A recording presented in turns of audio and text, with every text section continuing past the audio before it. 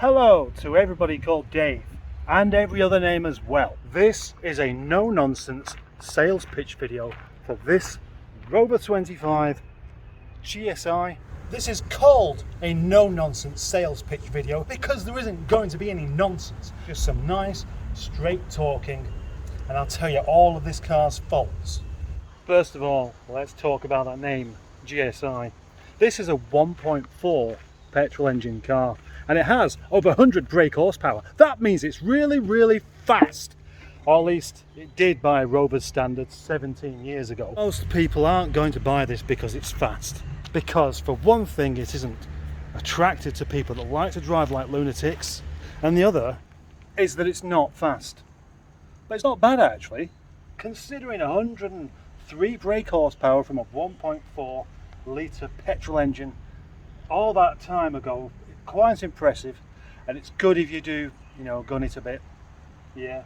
The GSI spec refers more to what you've got inside, and what you've got inside: black leather seats, electric windows, and in the back exactly the same thing, including electric windows.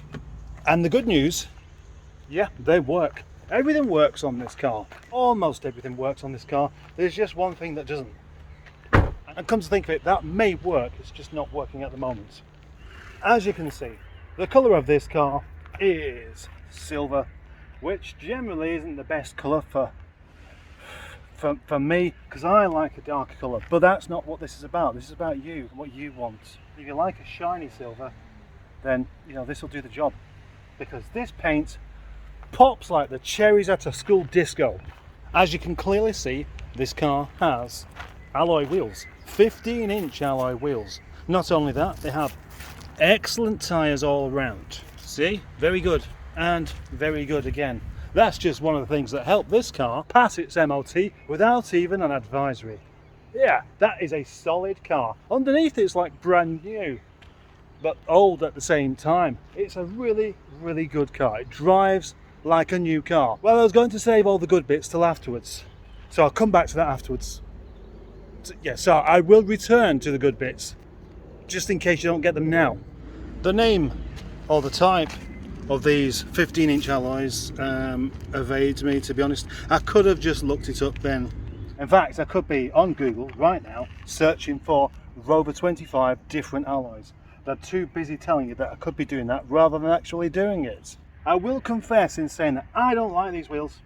Now, they're not really, the size are okay, it's just that they have the interesting combination of being not very interesting to look at and difficult to clean as well.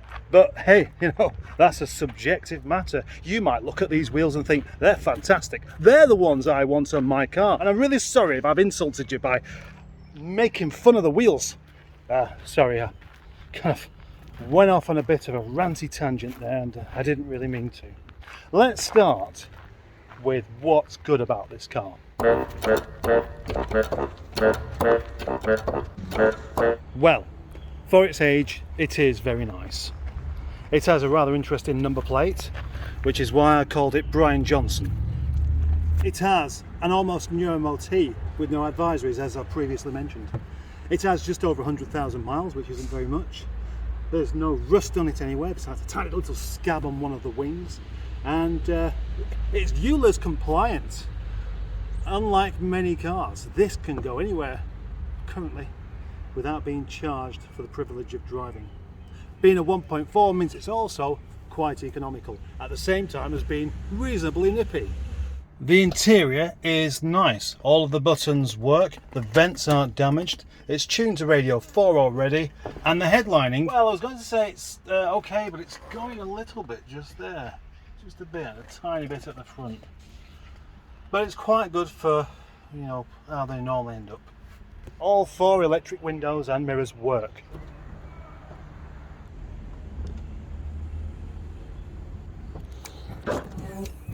The boot is dry. Bone dry, not a bit of damp in there at all. Just a box. If you're new to Rovers, you won't know how special that surprise is. Normally, they do suffer with leaky boots a bit. It's one of those things that Rover people learn to live with, that they shouldn't have to. It always starts just like that. Turn the key and the engine goes on, which is good news. And it already has a Project Nigel sticker on the side.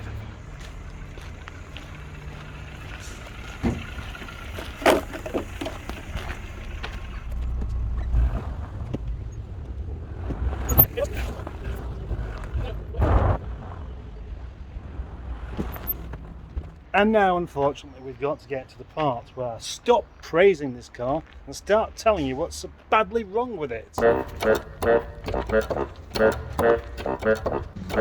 If we look very closely, we can see a bubbly bit on that wing, which is unfortunately rather typical for the Rover 25. And on this side, it's actually okay, but unfortunately, some courier driver decided to give the little car a nudge rather than watching where he was going. So the wing's slightly damaged and so is the bumper, as you can see. Before I carry on picking holes in this car, I must say that it has got parking sensors. And do they work?